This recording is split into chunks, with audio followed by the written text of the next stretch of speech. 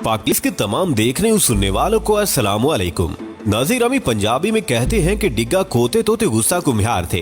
भारत का भी यही हाल है। जब चीन से छितर खाता है तो पाकिस्तान की जानिब चढ़ दौड़ता है। कुछ अर्सा पहले भारत के राजनाथ सिंह ने कहा था कि हम गिलगित बल्तिस्तान भी लेंगे और कश्मीर भी हमारे कब्जे में आएगा, लेकिन इनके ये बयान धरे के धरे ही रह गए, इसलिए कि चीन ने इनके साथ जो किया है, इनकी जुबान में चीन ने इनकी हेकड़ी निकाल दी है। इसका मतलब है कि भारत की सारी अकड़ खाक में मिल गई है। चीन ने जब लद्दाख और अरुणाचल प्रदेश पर कब्जा किया और अपनी आबादकारियां भी कर ली और सड़कें और छावनियां भी बना ली, तो उस वक्त भी मोदी ने अपने मुल्क को धोखा दिया और कहा कि ना चीन घुसा है और ना हम घुसने देंगे। लेकिन बाद में चीन ने वो सारी वीडियोस और नक्शे जारी कर दिए जिस पर मोदी मुंह छुपाता फिरता था। भारत के मीडिया को ये बताया गया था कि चीन की सारी फौजें पसपा हो गई हैं और सारे इलाके वापस ले लिए गए हैं।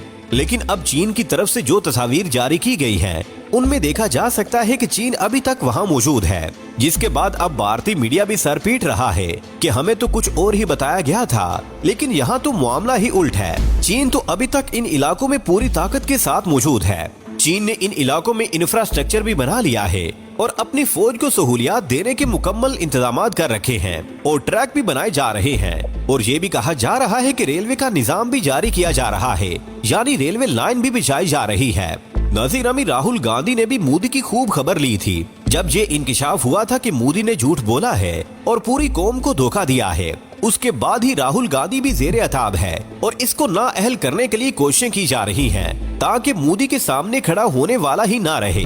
अब बीजेपी का ख्याल है कि चीन ने भारत के अहम इलाकों पर कब्जा किया हुआ है।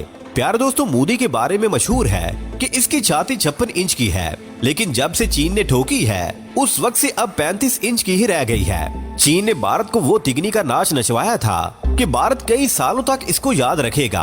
अब चीन ने अपनी फौज को हाई अलर्ट कर दिया है और ये ऑर्डर दिया हुआ है कि कोई लिहाज नहीं करना और पूरी ताकत से भारतीय फौजियों को सबक सिखाना है जो रास्ते की रुकावट बनेगी। प्यारे दोस्तों, लद्दाख के मामले में चीन ने भारत को वाशगाफ अल्फाज में कहा था कि ये हमारा इलाका है और हम इसको एक पल के लिए भी नहीं छोड़ेंगे, जिसके बाद कई एक झड़पें भी हुई और भारतीय फौज को पसपाई का सामना भी करना पड़ा। लेकिन मोदी जी ने उस वक्त भी यही बयान दिया था कि कोई हमारे देश में नहीं घुसा।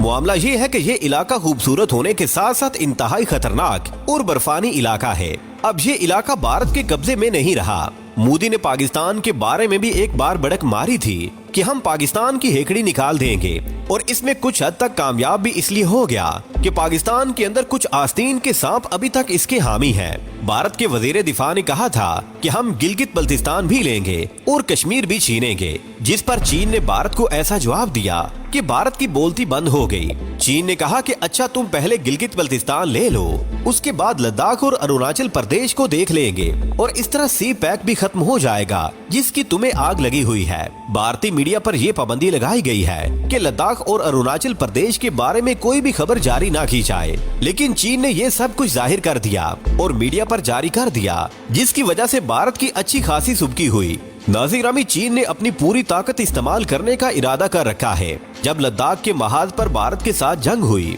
तो चीन ने इलेक्ट्रोमैग्नेटिक लहरों के जरिए भारतीय फौजियों को वो सबक सिखाया था कि अमेरिका भी एक बार ये सुनकर हिल गया था कि चीन के पास कौन सा असलहा है जिसकी ना आवाज है और ना ही शोर। लेकिन ऐसी हरारत पैदा होती है कि दिमाग पिघल जाते हैं और फौजी भागने पर मजबूर हो जाते हैं।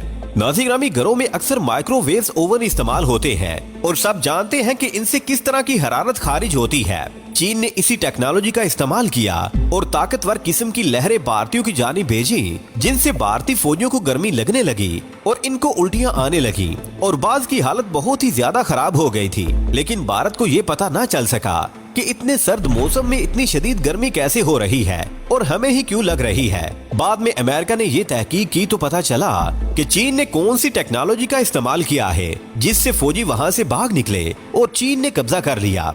प्यारे दोस्तों, अब भारत पाकिस्तान की जानिब रुख कर रहा है कि हमने कश्मीर लेना है, गिलगित भी लेना है, तो चीन कहता है कि चलो ये भी करके देख लो। इसलिए कि चीन को पता है कि अगर भारत पाकिस्तान के साथ लड़ेगा तो मेरी शमूलियत भी इसमें होगी और मेरा भी हिस्सा होगा। और भारत को भी इसका अच्छी तरह से पता है कि इधर पाकिस्तान के साथ गड़बड़ हुई, उधर चीन इस पर चढ़ दौड़ेगा। इसलिए चीन ने बड़ी हिकमत अमली से भारत को कहा कि बेटा पहले कश्मीर की गेम खेल लो, लद्दाख और अरुणाचल प्रदेश बाद में देख लेंगे।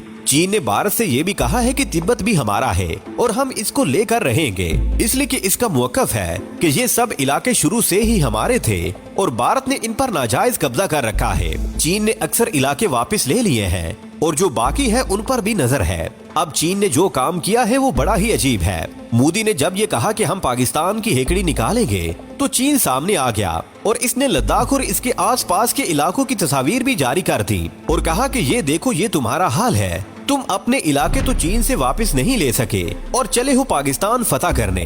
अपनी शक्ल तो देखो, पहले जो इलाके तुम्हारे इस्तेमाल में थे चीन ने जूते मार मार कर तुम्हें वहाँ से भगा दिया और तुम अपने मीडिया को बता नहीं रहे, तो हम बता देते हैं कि तुम्हारी क्या औकात है।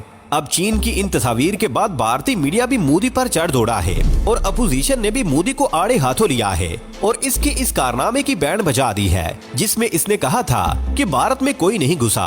प्यारे दोस्तों, आज की वीडियो में बस इतना ही। हमें आज भी पूरी उम्मीद है कि आज की ये वीडियो भी आपकी मालूमात में इजाफे का बाइस बनी होगी। वीडियो पसंद आने की सूरत में इसे लाइक कीजिए, दोस्तों से शेयर कीजिए और कमेंट सेक्शन में हमें अपनी कीमती राय से जरूर आगाह रखिएगा।